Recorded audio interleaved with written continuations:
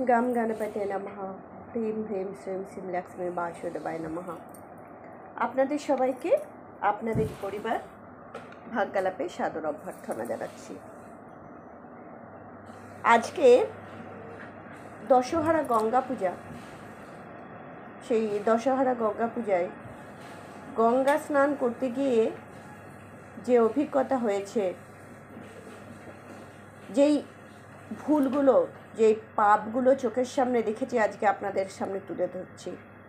যতবারই গঙ্গা স্নান করতে গেছি কিছু না কিছু অপরাধ চোখের সামনে দেখেছি। আপনারাও কি অপরাধ করেন? আজকে হৃদয় খুবই ভারাক্রান্ত। আমরা কোন পথে হাঁটছি? পুণ্য করতে গিয়ে আরও আরও আরও আরও গভীরে প্রবেশ করছি, মহাপাতক হয়ে যাচ্ছি। হৃদয় আজকে ভারাক্রান্ত, চোখ আজকে জলে ভরে যাচ্ছে। ঈশ্বরের কাছে, পরমেশ্বরের কাছে, আমার ইষ্টদেবের কাছে, শ্রী বিষ্ণুর কাছে একটি আবেদন যে, হে নারায়ণ, কি করে এই সবাইকে পাপ থেকে উদ্ধার করব। কেননা যেই মহান ব্রত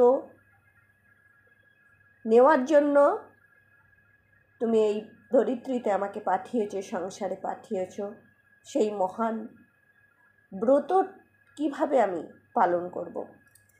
হ্যাঁ, আজকে জীবনের কিছু অধ্যায় আপনাদের সাথে শেয়ার করব।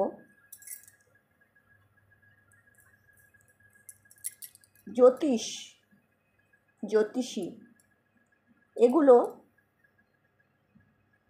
অনেক বড় ব্যাপার।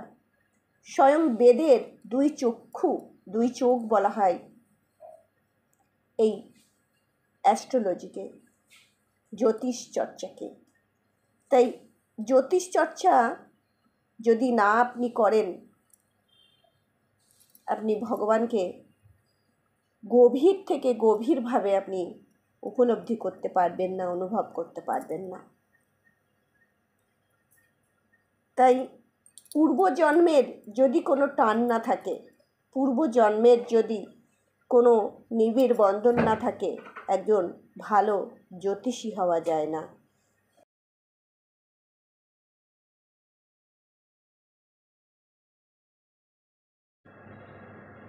গভীর একটি বন্ধন ছিল, এবং এটাও জেনেছি যে আমার যে জীবন, এই যে জন্ম, এই জন্মটি একটি মহান কাজের জন্যই হয়েছে, ধর্মকে এগিয়ে নিয়ে যাওয়ার জন্য। আমরা আমাদের অষ্টম স্থান থেকে আমরা কিন্তু অনেক কিছু উপলব্ধি করতে পারি, এবং সূর্যের অবস্থান থেকে আমরা জানতে পারি যে আমাদের জন্ম কেন হয়েছে। আগের জন্মের কোনো অধুরা কাজ, অসমাপ্ত কাজের জন্যই কিন্তু আমাদের আবারও জন্ম। তাই প্রথমেই যখন বললাম যে ধর্মকে এগিয়ে নিয়ে যাওয়ার জন্য, ধর্মের প্রচার করার জন্য, ধর্মর ভিতকে আরও দৃঢ় করার জন্যই আমার জন্ম হয়েছে, আমি বুঝে গেছি। তখন আজকে যে কষ্ট পেয়েছি সেটা আপনাদের সাথে শেয়ার করব। এই জন্যই যে আমাদের যে পরিবার, ভাগ্যালাপ পরিবার, সেই পরিবার সবাই আমরা সেই পরিবারের সদস্য বা সদস্যা, সেই পরিবারের কেউ যেন এই গর্হিত কর্মগুলো না করে শাস্ত্র মেনে যেন পুণ্য অর্জন করে। আমরা যখন গঙ্গা স্নান করতে যাই, তখন অনেকে মা গঙ্গাকে কি মনে করেন? একটি শ্লোক আছে, মানত গঙ্গা মাইয়া, না মানত বইতে হইয়া পানি। আপনি যদি মনে করেন যে মা গঙ্গা, তাহলে মা গঙ্গা। যদি মনে করেন যে না, প্রবাহিত শুধু জল, আপনার বিশ্বাসের উপর। কিন্তু শাস্ত্র কি বলছে? এই মা গঙ্গা স্বয়ং কোথা থেকে উৎপত্তি হয়েছে জানেন? বিষ্ণুপদী গঙ্গা। স্বর্গলোকের অনেক অনেক উঁচুতে ব্রহ্মলোক, সেই ব্রহ্মলোকেরও উপরে যখন বামন অবতার নিয়েছিলেন শ্রী বিষ্ণু, শ্রী হরি, শ্রী নারায়ণ, তখন 3 পদ ভূমি বলির কাছ থেকে, মহারাজ বলির কাছ থেকে চেয়ে নিয়েছিলেন। একটি পদ যখন স্বর্গলোক উত্তীর্ণ করে ব্রহ্মলোক ছেদ করেছিলেন ডান পায়ের, শ্রী বিষ্ণুর ডান পায়ের বুড়ো আঙুল, সেখান থেকে মা গঙ্গা উৎপত্তি হয়েছিল।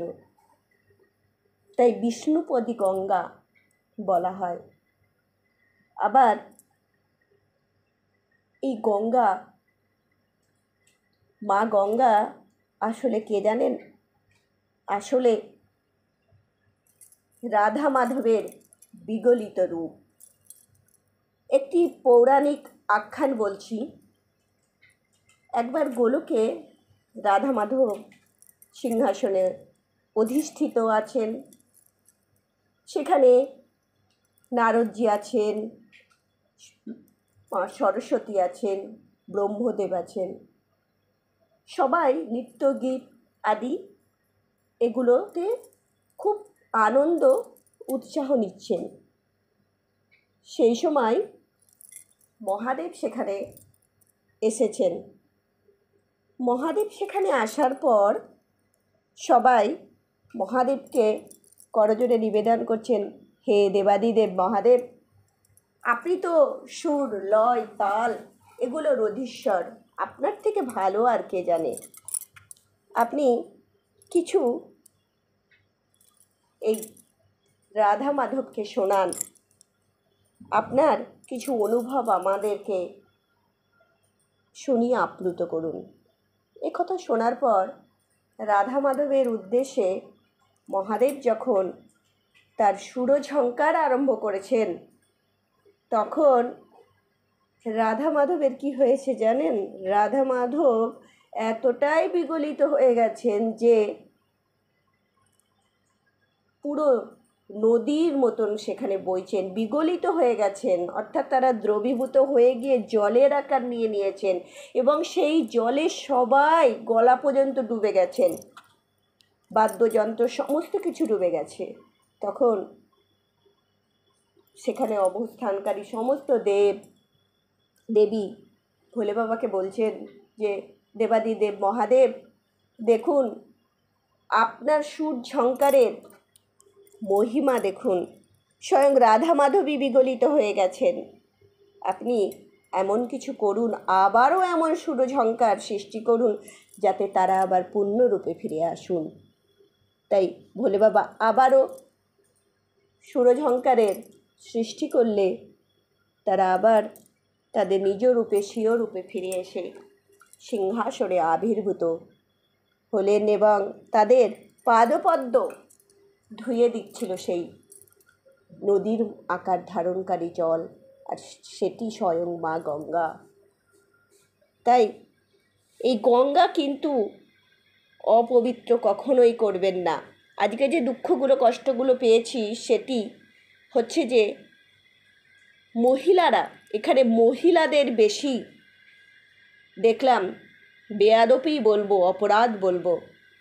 যখন আমরা যেখানে জামা কাপড় পরিবর্তন করা হয় মহিলাদের জন্য, সেই জামা কাপড় পরিবর্তন করতে গেছিলাম, সেখানে দেখলাম যে মাসিক ধর্ম পিরিয়ড চলাকালীন কিভাবে তারা মা গঙ্গায় অবগাহন করলেন। সেখানে সেই স্যানিটারি ন্যাপকিন প্যাড পড়ে আছে, দেখে এতটাই কষ্ট হলো যে আমরা তো মা গঙ্গার কাছে পাপ থেকে মুক্ত হওয়ার জন্য, আমরা তো ভগবত প্রাপ্তির জন্য আমরা মা গঙ্গার কাছে শুদ্ধিকরণের জন্য যাই। সেই পুণ্য অর্জন করতে কি এত বড় পাপ কেউ কি করতে পারে? তার মনে কি একটুও বিবেক আসেনি? প্রত্যেক মা বোনেদের বলবো, এই ভুল কখনোই করবেন না। নিজে শুদ্ধ হতে গিয়ে কেন আপনি মা গঙ্গাকে আরও অপবিত্র করে দিচ্ছেন? যদিও মা গঙ্গা কখনো অপবিত্র হয় না, তাহলেও এই অপরাধ তো আপনি করতে পারেন না। নিজের বিবেককে জাগ্রত করুন। পবিত্র গঙ্গা মনে করুন, বিষ্ণুপদী গঙ্গা মনে করুন, রাধা গোবিন্দের মিলিত বিগলিত রূপ মনে করুন। আপনাদের কাছে হাত জোড় করে এই প্রার্থনা করছি। আরও আরেকটি ঘটনা দেখলাম, যে জামা কাপড় ধুচ্ছেন, স্নান করে যে জামা কাপড়গুলো সিক্ত জামা কাপড়, ভেজা জামা কাপড়, সেগুলো ধুচ্ছেন। কখনো এটি করতে নেই। মা গঙ্গাকে পবিত্রতার সাথে নিন, স্বয়ং শ্রী বিষ্ণু মনে করুন, রাধা মাধব মনে করুন, তাহলে এই ভুলগুলো কখনোই করতে পারবেন না। এবং জুতো পায়ের জুতো ধুতেও দেখেছি নিজের চোখে, এটা যে কত বড় কষ্টে। আরও কি দেখেছি জানেন? শ্যাম্পু করছে মাথায়। এত বড় অপরাধের ভারী এই ভার, যেন মনে হচ্ছে আমার, যেন মনে হচ্ছে হে বিধাতা, হে ধরিত্রী। তখন মনে হয়েছিল সত্যি তুমি দ্বিধা বিভক্ত হও, কোন জায়গায় বাস করছি। হে আপামর জনগণ, নরনারী, আপনাদের কাছে একটি আবেদন। আমার পরিবারের সমস্ত সদস্য এবং সদস্য, আমার ভাই বোন, আত্মীয় পরিজন, বন্ধু বান্ধব, বাবা মা, যারা আমার এই পরিবারে আছেন, করজোড়ে আমরা আপনাদের কাছে বিনীত নিবেদন করছি, এই ভুলগুলো করবেন না। আজকে খুবই কষ্ট পেয়েছি, আপনাদের সাথে শেয়ার করলাম। জীবনে এই ভুলগুলো করে কষ্টের ভাগিদার হবেন না। মা গঙ্গাকে পবিত্র রাখুন, আমাদেরকে পবিত্র রাখার চেষ্টা করুন, নিজের পাপ বাড়ান, পুণ্য না। ভালো থাকবেন। একবার বলুন হর হর গঙ্গে, নমো বিষ্ণুপতি গঙ্গে।